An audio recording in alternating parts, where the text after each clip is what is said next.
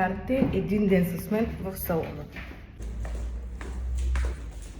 И да, винаги ходя по чехли.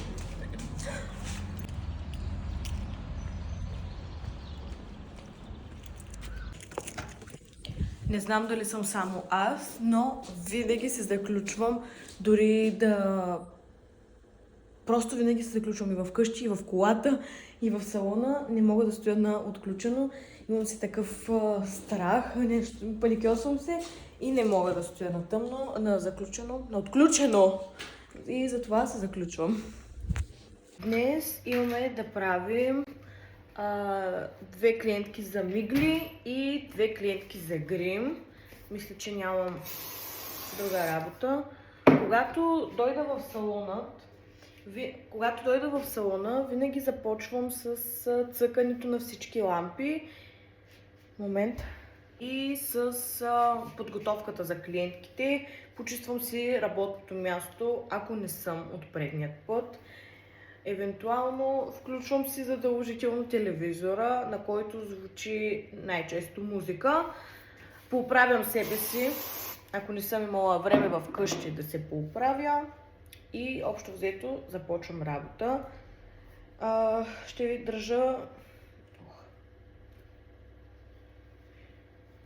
ви държа в течение точно какво ще правим днес. Имаме 2 пъти мигли и 2 пъти грим.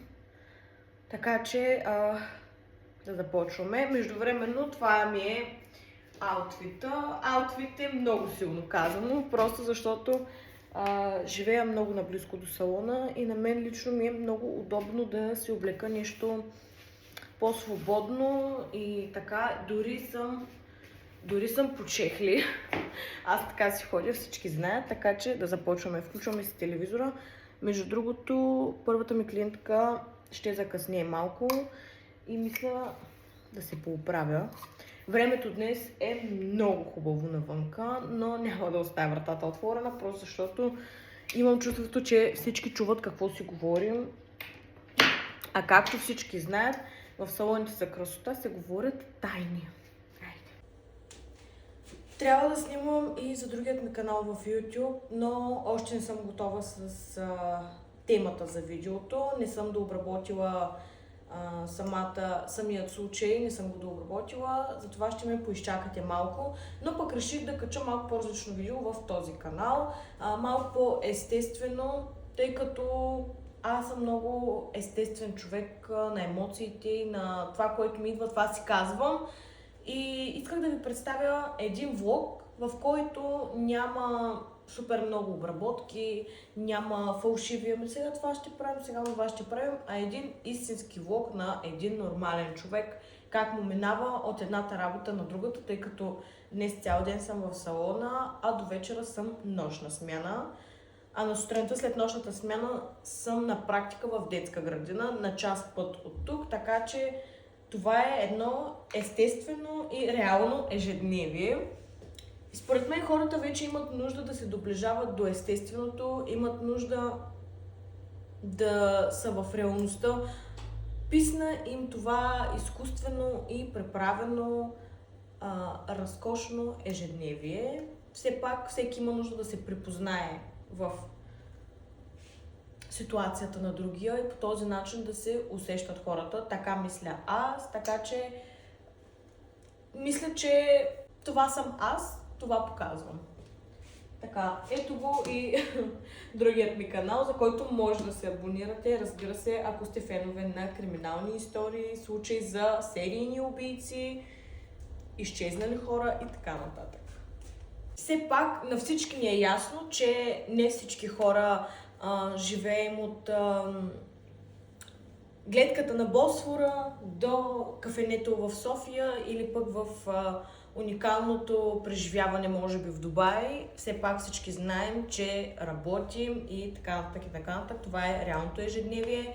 Разбирам хората, които гледат тези ежедневия, които нямат нищо общо с техните и може би по този начин се откъсват от проблемите, от мисълта за реалността. но аз лично харесвам такива видеа и затова съм решила да ви направя такива. Предстоят много разходки, и междувременно ще вметна нещо много лично за мен. Не сте много в моят канал, но това е началото на една история, тъй като ще ви взема много скоро с мен през пътят на инвитрото.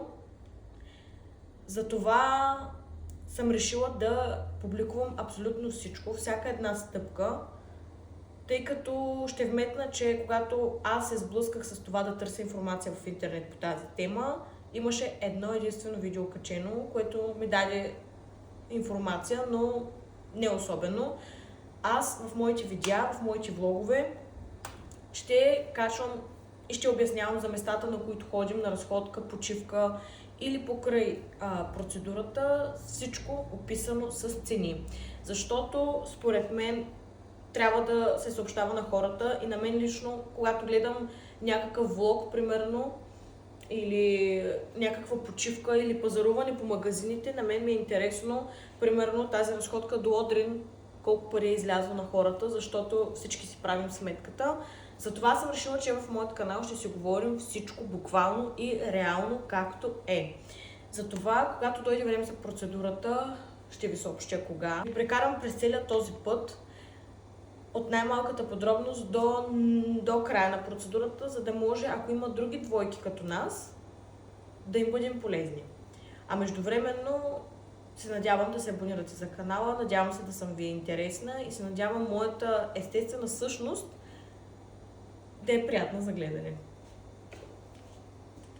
Задължително си пускам музика. Един интересен факт за мен е, че аз без музика не мога да живея. Аз се събуждам с музика, шетам с музика, готвя с музика, карам с музика. Аз живея с музиката. Това е. Аз съм нейн роб.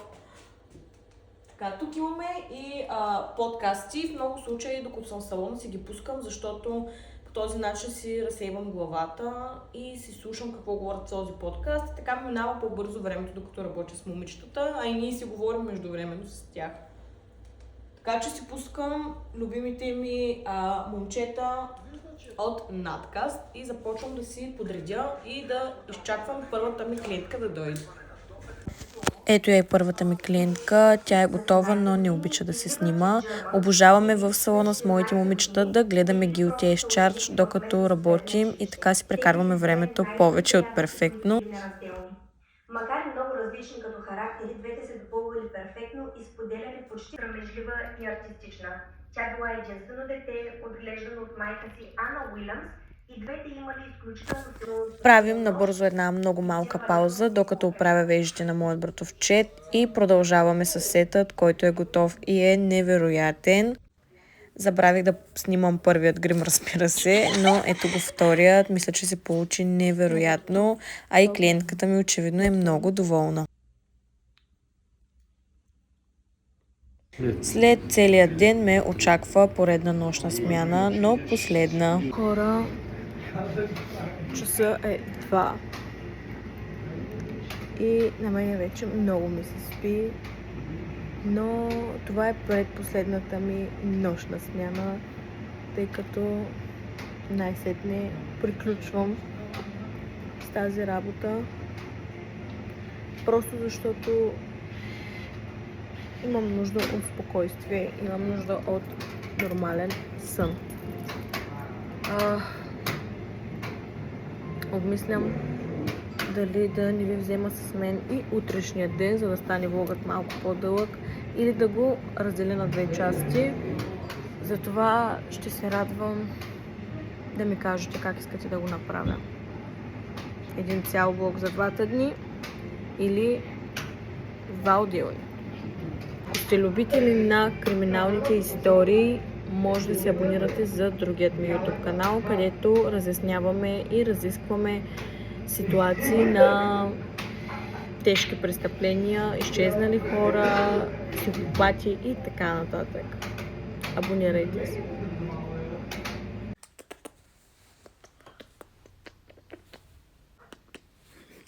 Добро утро! Часът е 9 и аз ви взимам с мен. Излязох от последната си нощна смяна. Оправих се и тръгваме за Стара Загора, където днес имам практика. В детската градина съм отново. След което ще минем набързо през Джамбо, защото ми трябват няколко неща за какво прекрасно време. И аз откривам сезона с късите гащи. Надявам се да не умра от студ, аз съм малко лигава на тази тема. След това ще минем през Джамбо, защото трябва да взема едни неща за букетите, които изработвам. Трябва ми лента и малко силикон. След което може би отново ще мина през Била, защото трябва да напазарувам някои неща за вкъщи, нямам месо и така нататък, а трябва да готвя, а и вече почивам, така че ще имам свободно време да готвя.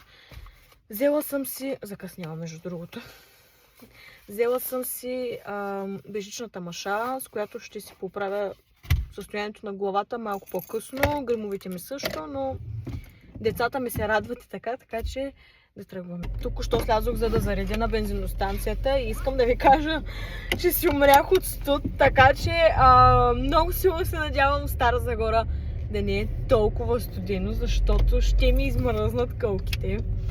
Просто на студ въобще не мога да издържа. Не обичам да ми е студено. Чак ми става нервно. Не знам дали съм само аз. Да, надявам се да е топло в Стара Загора. Please.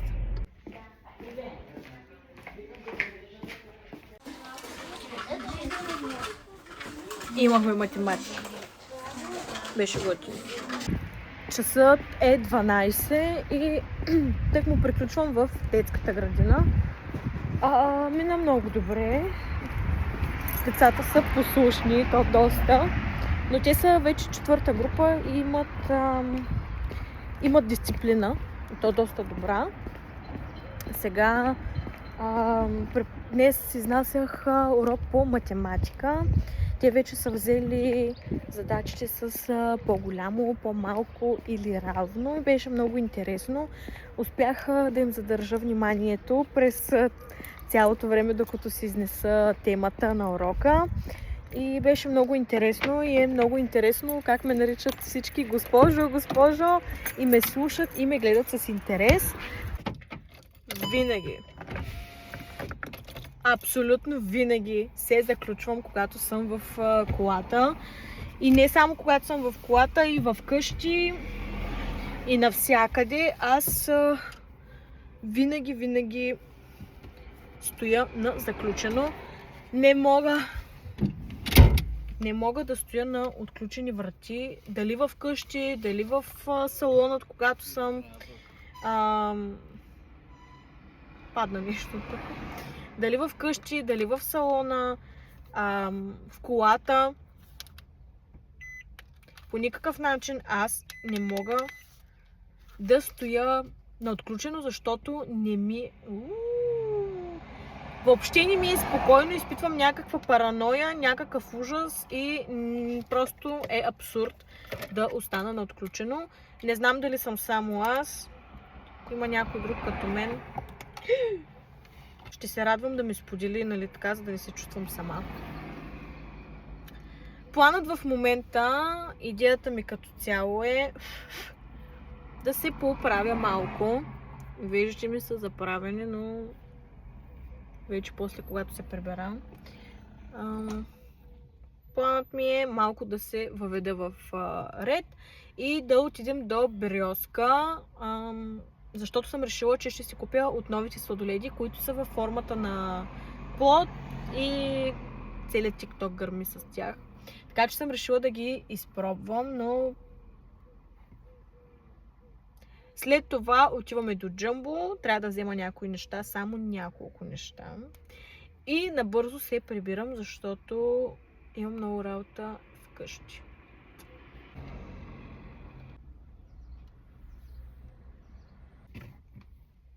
Слагаш се в колата, навиваш се точно за 1 минута.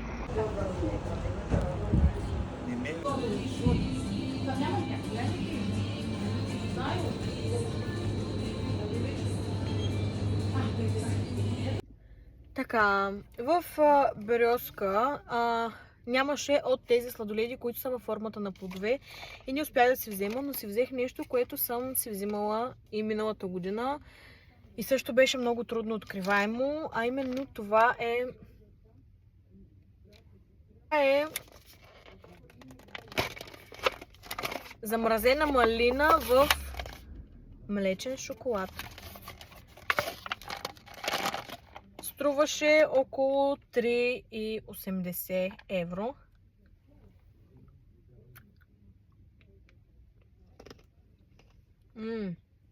Много свежо. И са доста вътре.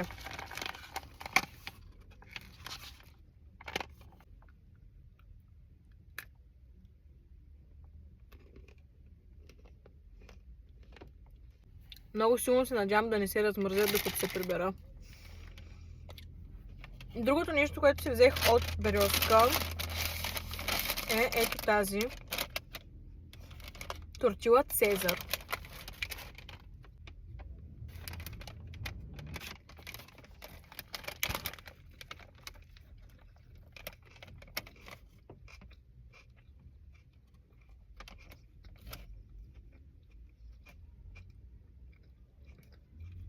Тя е с рибатон.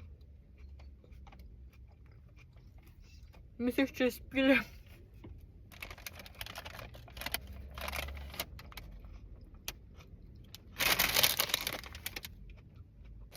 Буквално нямам представа точно какво съдържа.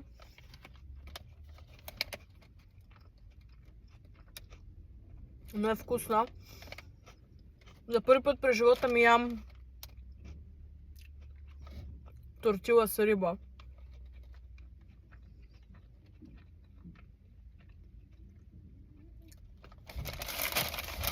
Добре. Тези неща общо дадох точно 9,80. Хайде сега към Джамбо.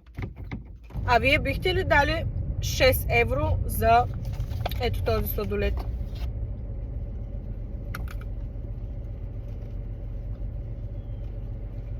Пишете ми в коментарите. Съм идвала доста отдавна и ми е интересно дали има нещо, което няма да се въздържа да си купя. Не знам дали съм само аз, но когато съм в Джамбо, искам да си купя всичко.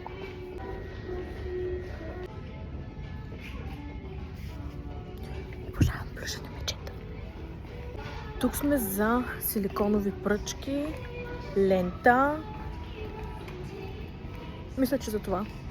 Така че да видим с какво ще излезем. Дали ще е с много повече от това, което сме планували, както става всеки път всъщност.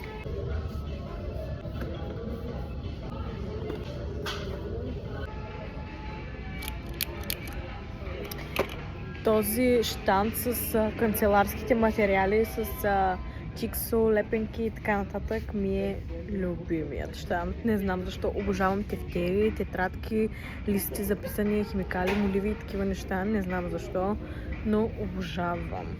Не мога просто. Това е моят рай.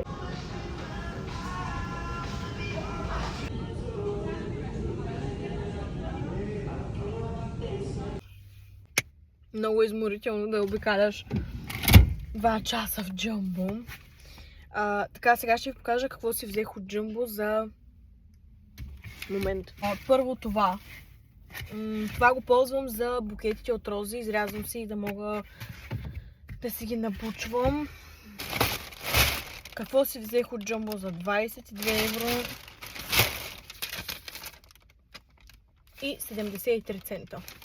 Взех си нов несесер за грим, защото старият вече ми е малко малък, а този е много добре. Този беше на цена от около 3 евро и нещо. Взех 3 такива. Защото когато Наталка ни прави кремче и аз нейните ги загубих и не знам къде са. И затова Наталка купих ти нови.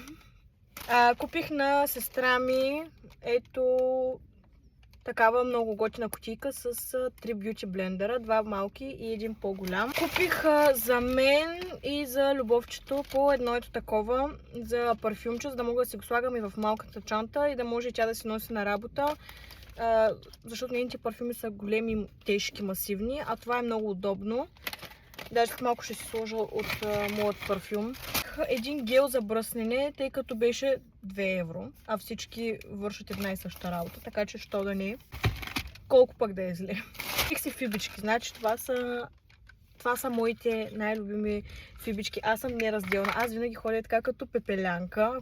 Ако знаете змията пепелянка как изглежда, ето точно така изглежда. Взех си ето такава поставка за тиксо. Вътре има 2 ролки тиксо. Си и 14 или 24. 14 броя силиконови пръчици. Държач за кухненската ми ролка, тъй като сегашния е така над самата кухня и не ми е много удобен. Взех на Любовчето кърпички за очила, тъй като постоянно е на облаци.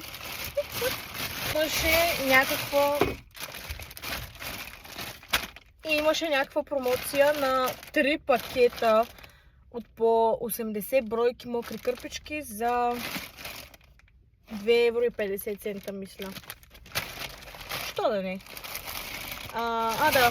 И едно хелче си взех за изпът. Това беше моят пазар от Джамбо за 22 евро, което е в евро е добре. Мога го обърна в лева. Поведението му, да. Да, поведението му не беше си. 1948 година следват периоди на етническо напрежение, брутална гражданска война и съвременно възстановяване. Но да, защото стоянка... А вие правите ли си вежите в къщи сами или ходите всеки път при козметик? Защото аз си ги правя сама. За вас не знам.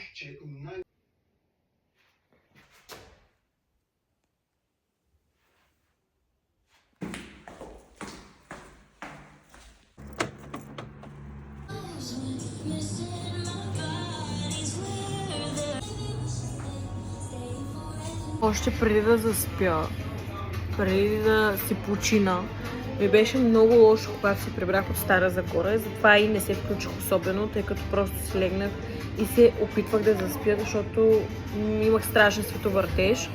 И сега, след като станах отново, ми беше много лошо. Но когато дойдох тук и видях, че Любовчето ми беше приготвила вечеря и някак си буквално все едно абсолютно всичко ми мина така. И ми мина абсолютно всичко. На вас случвало ви се така, когато видите или когато прегърнете половинката и всяка една болешка да ви минава? Много яко.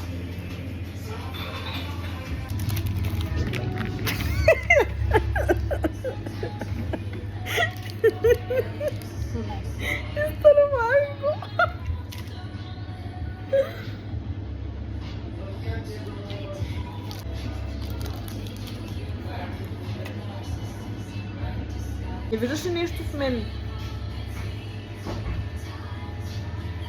Не виждаш ли нещо в мене? Какво да виждам, бе? Освен доброта, искреност, честност и така нататък. Нещо друго. По външния ми вид. Направо си виждате. Да. Браво! Браво! Еми! Време вече. Нали каза, че утре ще ме водиш на обяд и аз за това. Браво! Браво! Гордееш ли се с мен? Много! 3 месеца.